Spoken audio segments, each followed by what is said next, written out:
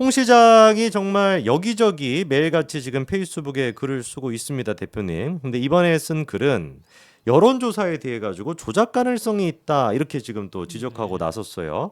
그 얘기를 좀 들어보니까 저희가 이제 그 사진도 한 세 가지 PD님 준비가 되어 있죠. 그거 아까 전에 준비돼 있던 거 첫 번째 사진 하나 좀 띄워주시면 이따가 띄워주시면 될 것 같은데요. 일단 그 홍준표가 자기 페이스북에 뭐라고 써놨냐? 2017년도 탄핵 대선 때 선거 일주일 전까지 내 지지율은 7, 8%로 늘 한 자리로 발표됐다라고 얘기를 합니다. 예, 예. 그러면서 결국에 이제 대선에 가서는 뭐 자기가 여론조사보다 훨씬 더 많이 득표를 했다. 그러니까 여론조사가 뭐 과장되고 조작이 된다라고 하는 취지의 글입니다. 그래서 제가 한번 찾아봤더니만 정말로 선거 일주일 전까지 지지율이 늘 한결같이 7, 8%였냐라고 하는데 보니까 2017년도 4월 28일자에 홍준표 시장이 12%가 나왔더라고요. 아. 그리고 또 바로 다음에 나왔던 여론조사에서 홍준표 시장이 13.7%도 나왔었고요. 네, 네. 심지어 이제 5월 3일에 나왔던 여론조사 같은 경우는 홍준표 안철수가 18.6%로 동률을 또 아이고. 찍었었습니다. 네. 이거 어떻게 된 거죠, 대표님? 이거 사실관계가 틀렸다는 얘기잖아요. 그러니까 네. 두 가지가 있을 것 같은데 하나는 네네네. 지금 저도 이제 놀랐는데 사실관계 자체가 안 맞네요. 그러니까요. 네, 제가 다 여론조사를 일주일 찾아봤습니다. 전까지 내 지지율이 7, 8%였다는 사실이 안 맞기 때문에 사실이 안 맞는데 결론이 네네네. 맞을 수가 없잖아요. 그렇죠. 그러니까 결과적으로 이거는 뭐 이 사실관계가 안 맞는 거를 알기 전에라도 그러니까 왜 이런 어떤 이런 글을 썼을까라는 건 너무 당연한 거 아닙니까? 뭔가 그 흠집을 내고는 싶고 근데 여전히 한동훈 위원장의 인기가 높으니까 네네네. 거기서 뭔가 흠집을 내야 되겠다라는 어떤 그러니까 좀 제가 좀 외람되긴 하지만 네네네. 홍준표 대구시장의 지금 정신 상태가 좀 그런 것 같아요. 환자 아닙니까? 원래 그러셨나요? 원래 그랬을 가능성이 높죠. 원래 그랬는데 원래도 좀 성향이 그런 것 같긴 한데 네, 요즘 지금은- 들어서 좀 더 심해지신 느낌이 있고. 근데 이번에 홍준표 시장의 측근이라고 하는 사람이 나와서 하는 얘기는 이 모든 게 다 전략이라고 하던데요. 지금 이 순간에 이런 얘기를 하면서 무슨 하는 것도 전략이죠? 자기 대선 행보를 위한 전략이라고 얘기하던데. 어떤 전략이 어떤 전략인지는 얘기를 안 합니다. 아, 어쨌거나 전부 다 빅 플랜 중에 다 들어가 있는 거다. 뭔가 이렇게 계속 자극을 해서 어. 여론의 지지를 유지하기 위한 그런 거다 이렇게 보이는 그런 것 그것이 같아요. 아니면, 네네. 근데 여론조사 결과 홍준표 시장이 올라가지는 않거든요. 지금까지는 효과적이었다고 보기는 어렵지 않습니까? 아니 저는 홍준표 위원장에 대해서 이렇게 나쁜 생각을 안 갖고 있었어요. 네네네. 그런데 계속되는 언론 플레이를 보면서 네네. 저 사람은 좀 문제가 있네라고 생각하거든요. 어. 저처럼 약간 그 어떤 뚜렷한 생각을 갖고 있지 약간 중도적인 관망적인 상태에 있을 때도 네네네네. 그랬는데 지금까지 홍준표 위원장의 전략은 성공적이지 않았다. 저는 이렇게 그래서 제가 대선 홍보 전략이라고 하는데 무슨 홍보가 되는지는 잘 모르겠습니다. 뭐 지지율이 뭐 올라가고 있는 것도 아니고. 근데 이제 그 재밌는 게 기자들도 이 지금 홍준표 시장의 글을 두 가지로 해석을 하더라고요. 하나 같은 경우에 홍 시장이 왜냐면은 이거를 한동훈이다 뭐다라고 규정을 안 하고 글을 쓰다 보니까 첫째로 일단 한동훈 전 위원장의 지금 지지율이 높게 나오는 거 그게 이제 조작의 결과다라고 얘기하는 그런 취지의 기사도 있고 다른 지금 언론사 같은 거는 또 이렇게 쓰고 있습니다. 윤석열 대통령 21% 지지율에 설계에 따라 얼마든지 조작할 수 있어. 이렇게 또 기사를 쓰고 있거든요. 근데 윤석열 대통령 지지율이 21%가 나온 거에 대해 가지고 홍 시장 얘기처럼 이거는 조작의 결과라고 하는 게 이게 도움이 되는 얘기라고 보십니까? 어떻게 보세요? 그러니까 이것도 그러니까 한동훈 위원장의 인기가 조작된 걸 수 있다를 뒷받침하기 위해서 이런 얘기를 하는 것 같은데 네. 이게 무엇을 의도하는지는 명확하게 잘 이해가 잘 안 됩니다.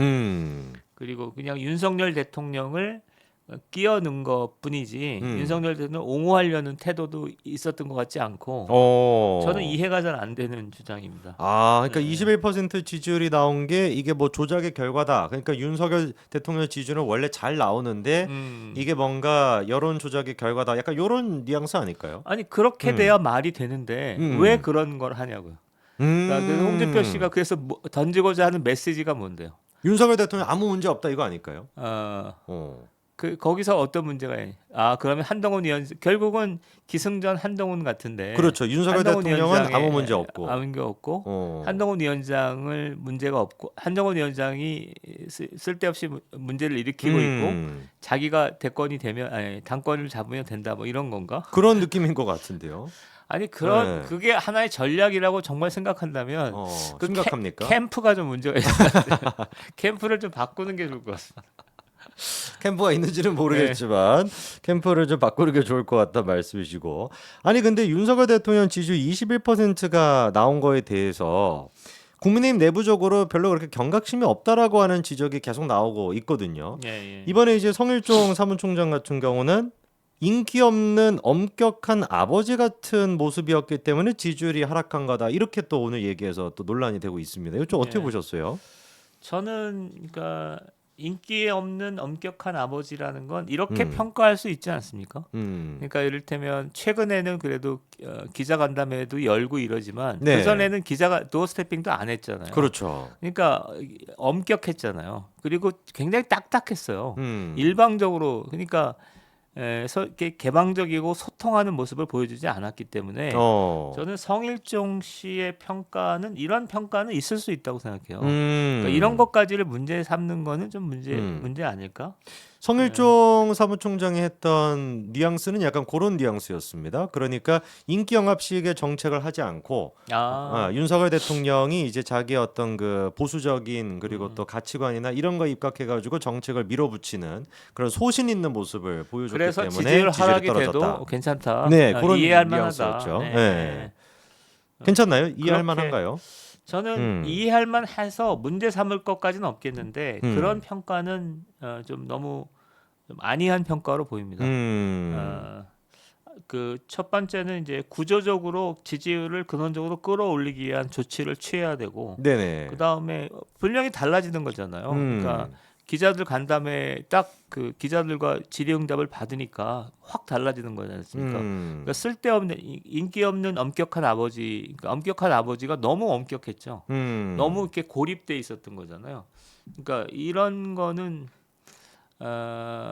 글쎄요. 그러니까 좀 상황을 안이하게 보는 것으로 보입니다. 네, 왜냐면은 지금 여론은 되게 안 좋습니다. 예, 여론 안 성일종 좋죠. 사무총장의 이런 식의 발언에 대해 가지고 위기감을 전혀 못 느끼고 있는 거 아니냐. 그러니까 마치 21% 지지율이 된 게 뭐 당연한 것처럼 그런 식으로 얘기하는 게 지금 시기에 맞는 거냐라고 하는 여론이 좀 압도적인 것 저도 같아요. 그렇게 봅니다. 네. 21%면 위험수이거든요. 그렇죠. 지금 탄핵을 하느니 마느니 하잖아요. 근데 이게 지금 조금만 더 내려가면 10%대로 내려갈 수 있는데 그쵸. 그러면 좀 위험하잖아요. 그러니까 어떻게든 대통령과 국회의원들이 한 20% 정도에서는 묶으려고 하는 사활적 노력을 해야 돼요.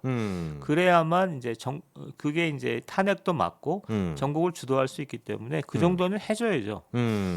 그렇게 그런 관점에서 보면 어떤 조치를 취해야 되냐면 대통령을 변호해야죠. 자꾸 대통령이 지금 하려고 그러니까 인기 없는 엄격한 아버지다가 아니라 정말 애를 썼다. 그런데 잘 안 되는 거다.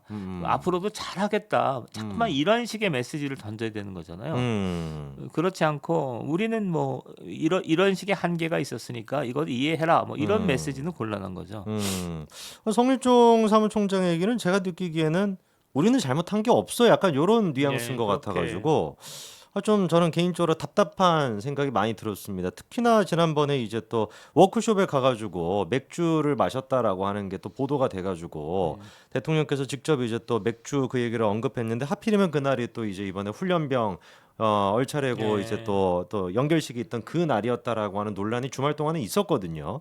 근데 그 얘기가 나오고 난 직후에 이제 사무총장이라고 하는 사람이 이렇게 얘기를 하면 이건 좀 제가 볼 때 너무 아니란 걸 넘어가지고 좀 답답한 모습 아닌가라고 하는 생각이 좀 들었습니다. 거부권 행사에서도 두 가지 방안이 있어요. 저는 이제 이렇게 갈 수도 있고 저렇게 갈 수도 있었다고 생각하는데 네. 이렇게 가는 거는 계속 거부권을 행사하는 거죠. 그다음에 세월호 정도에서만 그거를 받아들이는 거고.